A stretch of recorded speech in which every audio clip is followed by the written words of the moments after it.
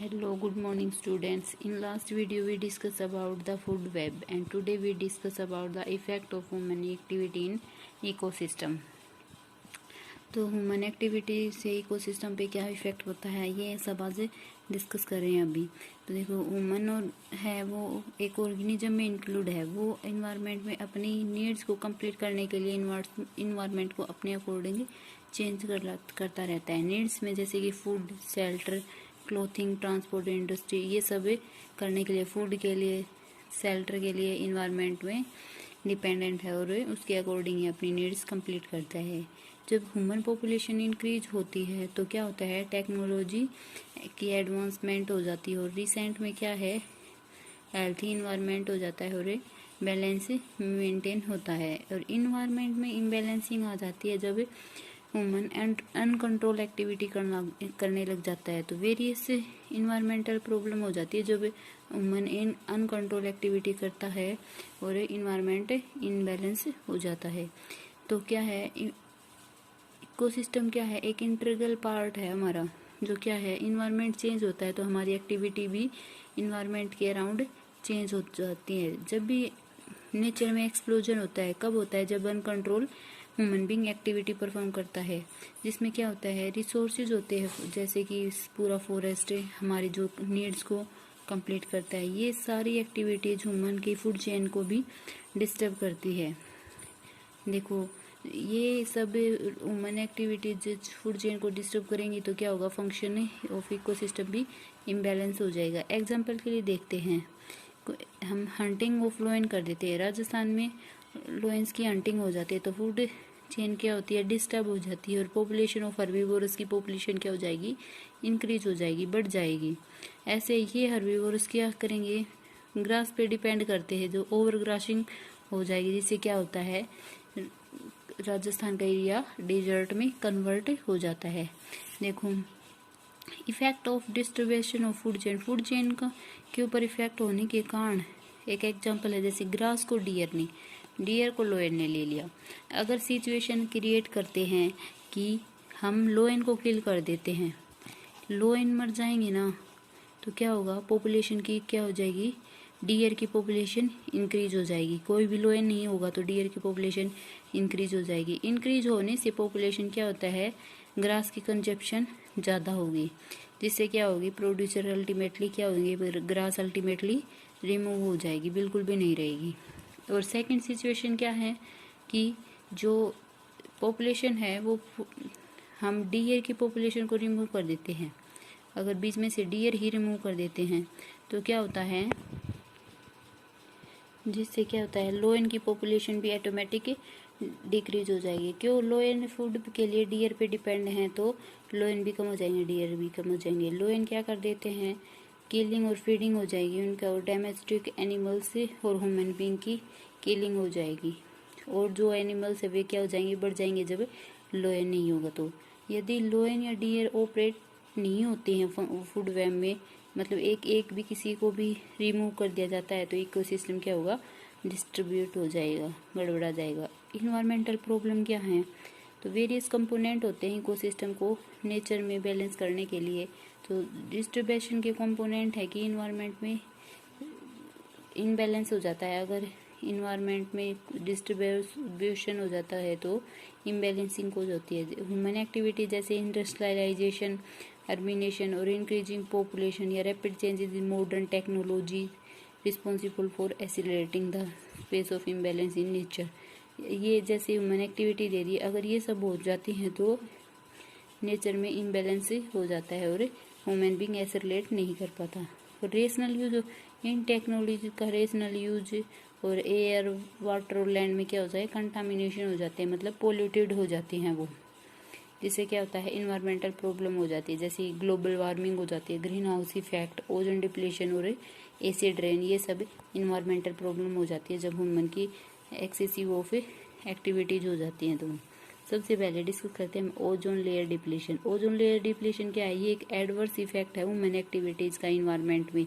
इसमें क्या होता है, जो ओजोन लेयर हो वो क्या हो जाती है, थिन हो जाती है, पतली होनी स्टार्ट हो जाती है। तो thinning of the ozone layer is known as ozone depletion. ठीक है, ओजोन लेयर का पतला होना ही क्या होगा, ओजोन डिप्लीशन होगा। ये ओजोन डिप्लीशन किस होने से एयर पोल्यूशन में जैसे एरोसोल और मीथेन क्रिएट हो जाती हैं। ओजोन लेयर क्या है?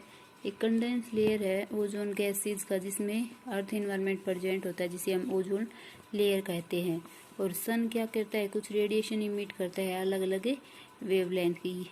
तो ये रेडिएशन हमारे प्लेनेट पे हमारी विजिबल रे होती है, इंफ्रारेड होती है, अल्ट्रावायलेट रेडिएशन में मिलती है। जो विजिबल रेड और इंफ्रारेड होती है, ये क्या होते हैं? वेरी लेट छोटी होती है, और जो ये ह्यूमन बीइंग को हार्म नहीं करती। और इनका जो एनर्जी होता है अल्ट्रावायलेट रेडिएशन का, ये क्या करती हैं? हाई टॉलरेंस होती है, और ये हार्म कोज करती है, और ये लीथल टू लिविंग ऑर्गेनिज्म को लीथल होती है। तो यूवी रेडिएशन से प्रोटेक्ट करने के लिए ये सन से जो यूवी रेड होती हैं, वो उनसे प्रोटेक्शन करने के लिए ये इकोसिस्टम में और ह्यूमन बीइंग को मेंटेनेंस सर्वाइवल के लिए होती हैं। ओजोन लेयर एक प्रोटेक्टिव शील्ड होती है हमारी पृथ्वी के चारों ओर, जो कि सन से आई हुई यूवी रेज को से हमें लिविंग बीइंग को प्रोटेक्ट करती है, जिससे हेल्थ हजार्ड होता है, मतलब हेल्थ मेंटेन होती है। ओजोन लेयर में ही एक लेयर होती है स्ट्रेटोस्फीयर, जो क्या होती है 226 किलोमीटर सी से अबोव होती है। ये समुद्र से 20 से 26 किलोमीटर अबोव होती है, और ये लेयर 250 किलोमीटर अबोव एक्सटेंड होती है सी लेवल पे ही। ओजोन फॉर्मेशन, ओजोन की फॉर्मेशन कैसे होती है?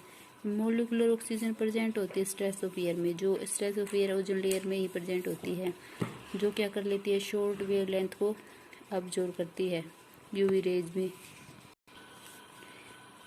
18,000 to 220,000 एंजियोस्पर्म की वेवलेंथ से यूवी रेज सन से इमिट होती है। ये क्या करती है? जो मोलिकुलर ऑक्सीजन होती है उसको स्प्लिटिंग कर देती है। मोलिकुलर जो कंस्टिट्यूएंट एटम्स होते हैं मोलिकुलर ऑक्सीजन के कंबाइन होके ओजोन की फॉर्मेशन कर देते हैं। देखो क्या बोला है, ऑक्सीजन की मोलिक्यूल से पहले ये स्प्लिट होंगे एटम्स में, ऑक्सीजन के 2 एटम्स में स्प्लिट हो गई। तो जो मोलिकुलर ऑक्सीजन है उसको इन एटम के साथ रिएक्ट करवा के ओजोन की फॉर्मेशन कर देंगे O3। ऐसे ही क्या था, ऑक्सीजन में फोटोकेमिकल रिएक्शन होती है, ओजोन जब भी होता है तो फोटोकेमिकल रिएक्शन होती है, और जो स्टार्टिंग में मोलिकुलर ऑक्सीजन होती है उसके साथ में जो स्ट्रेटोस्फीयर होती है उसमें क्या होता है? फोटोकेमिकल रिएक्शन होती है, और ओजोन यूवी रेडिएशन को ऑब्जर्व कर लेती है, जो 2000 to 2900 एंगस्ट्रॉम की वेवलेंथ होती है, जो क्या कर देती है? ऑक्सीजन के मोलिक्यूल ओजोन के मोलिक्यूल्स को ब्रेक डाउन कर देती है। ओजोन मोलिकुलर है, ओजोन के फॉर्मूला है O3 को स्प्लिट कर देंगी ऑक्सीजन प्लस ऑक्सीजन एटम। तो ozone plus oxygen atom is equal to 2O2, मतलब 3 ऑक्सीजन 1 ये 4 ऑक्सीजन हो जाएंगे, तो 2 ये 4, मतलब 4 मोलिक्यूल्स ऑफ ऑक्सीजन हो जाएंगे। तो ये 2 फोटोकेमिकल रिएक्शन होती है, जिसमें एक तो ओजोन की फॉर्मेशन होती है, और सेकंड में डिस्ट्रीब्यूशन होता है, मतलब ओजोन की स्प्लिटिंग होती है। ये ओजोन मोलिक्यूल्स क्या होते हैं? सर्कमस्टेंसेस को या कंडीशन को बैलेंस मेंटेन करती है इन्वायरमेंट में, और ये इफेक्टिव एब्जॉर्बेशन करती है शॉर्ट वेवलेंथ जो यूवी रेडिएशन होती हैं उसके लिए। और ये क्या करती है? अर्थ को रेजिस्टेंस करती है यूवी रेडिएशन से। उसके बाद क्या है? ओजोन होल है। ओजोन होल क्या है? ये इसमें क्या है? जो थिकनेस होती है ओजोन लेयर की, इसको डिक्लाइन कर देती है, और जो स्पेशल एरिया में एक स्पेशल एरिया में थिकनेस हो जाती है, जिससे क्या होता है? Ozone hole. थिकनेस डिक्लाइन एक स्पेसिफिक एरिया में होता है, वह ओजोन होल होगा। ये ozone hole first time Antarctica में 1985 में देखा गया था। उसके बाद में ये ओजोन होल आर्कटिका में 1990 में देखा। इस फिनोमिना को ओजोन लेयर ऑफ डिप्लीशन कहते हैं। देखो अक्टूबर में ये ऐसा था, फिर ये मतलब लगातार टाइम के साथ ये इंक्रीज होता जा रहा है ozone hole. Ozone depleting substance, मतलब ओजोन डिप्लीट कैसे होती है? ओजोन लेयर जो थिक होती है वो थिन कैसे हो जाती है? उसके कुछ केमिकल है वो इसमें डिस्कस किए गए। तो these substance which react with ozone layer in stratosphere and destroyed it. जो सब्सटेंस ओजोन लेयर के साथ रिएक्ट करके और स्ट्रेटोस्फीयर में रिएक्ट करते हैं और उसको डिस्ट्रॉय करते हैं, उसके जो सब्सटेंसेज है वो हैं chlorofluorocarbon, halogen, methane, nitrous oxide, carbon tetrachloride and chlorine. ये सब सब्सटेंसेज है जो कि ओजोन को डिप्लीट करते हैं। ये क्लोरोफ्लोरोकार्बन ये क्या प्रिंसिपल है और ओजोन डिप्लीसिंग सब्सटेंस का सबसे ज़्यादा क्लोरोफ्लोरोकार्बन डिप्लीट करती है। उसके बाद में जेट और रॉकेट्स ने जो ये सब्सटेंसेज स्ट्रेटोस्फीयर में है, जिसके जो स्लोली ट्रोपोस्फीयर से स्ट्रेटोस्फीयर में एंटर कर जाते हैं। जो क्लोरोफ्लोरोकार्बन है वो क्या है, एक सिंथेटिक हार्मफुल केमिकल है जो रेफ्रिजरेटर और एयर कंडीशनर में एज ए कूलिंग एजेंट की तरह लिया जाता है। और ये क्या होता है, फायर एक्सटेंशन मतलब आग बुझाने में, और एरिसोल सेपरेट एज ए प्रोपीलेंट के रूप में भी क्लोरोफ्लोरोकार्बन को यूज करते हैं। मैक्सिमम यूज होने के कारण ये डिप्लीशन कर देता है ओजोन लेयर का और ये हवा में रिलीज किया जाता है। ये हार्मफुल केमिकल होता है जिसमें एक्टिव क्लोरीन प्रेजेंट होता है जो यूवी की प्रेजेंस में होता है। ये रेडिकल्स इमिट करता है जो चेन रिएक्शन करते हैं, जिससे क्या होता है ओजोन कन्वर्ट कर दिया जाता है ऑक्सीजन में, जिससे क्या है ओजोन लेयर क्या हो गई, ओजोन लेयर जो अपर एटमॉस्फेयर में क्या हो जाती है, थिनर हो जाती है, पतली हो जाती है, जिससे ये सब्सटेंसेज इसके साथ रिएक्ट कर जाते हैं। इफेक्ट ऑफ ओजोन डिप्लीशन, और अगर ओजोन डिप्लीट हो गई है तो क्या इफेक्ट होंगे। सबसे पहला है कैंसर। अगर ओजोन डिप्लीशन हो जाए है तो स्किन की कैंसर हो जाती है। ऐसे आई साइट कमजोर हो जाएंगी, इम्यून सिस्टम भी कम रिड्यूस हो जाएगा, मतलब बॉडी डिजीज से रेजिस्ट नहीं कर पाएगी। इंक्रीज एम्ब्रियोनिक मोर्टिलिटी, ये हार्मफुल यूवी रेड इंक्रीज होंगी तो मदर के जो यूट्रस में डेवलपिंग फीटस या एम्ब्रियो है वो उसकी मोर्टिलिटी हो जाएगी, मतलब डेथ हो जाएगी। फोटोसिंथेसिस भी क्या होगी, डिक्लाइन हो जाएगी पेड़ पौधों में, और ग्लोबल वार्मिंग हो जाएगी। जब फोटोसिंथेसिस डिक्रीज होगी तो क्या होगी, कंसेंट्रेशन ऑफ CO2 की कंसेंट्रेशन हाई हो जाएगी, कार्बन डाइऑक्साइड हाई होने से ग्लोबल वार्मिंग कोज हो जाएगी। इंटरनेशनल एफर्ट्स किए गए थे ओजोन डिप्लीशन को चेक करने के लिए। तो ये क्या है, जो थिनर, सबसे पहले ओजोन डिप्लीशन इन 1980s में नोटिस किया गया था। एक स्प्रिंग टाइम ओजोन था जिसने एक एंटार्कटिका में 1985 में फेरन और कोवर्कर्स ने इसकी हेल्प से फाइंड आउट किया था ओजोन होल को। ये होल लगातार ही इसका डायमीटर हर साल बढ़ता जा रहा है। ये स्मॉल ओजोन होल है जो नॉर्थ पोल के ऊपर डिस्कर हुआ था। ये एक इन्वायरमेंटल डेवलपमेंट स्ट्रेटजी के थ्रू कुछ ओजोन की थिनिंग लेयर के प्रोग्राम दिए गए। सबसे पहला है मॉन्ट्रियल प्रोटोकॉल्स।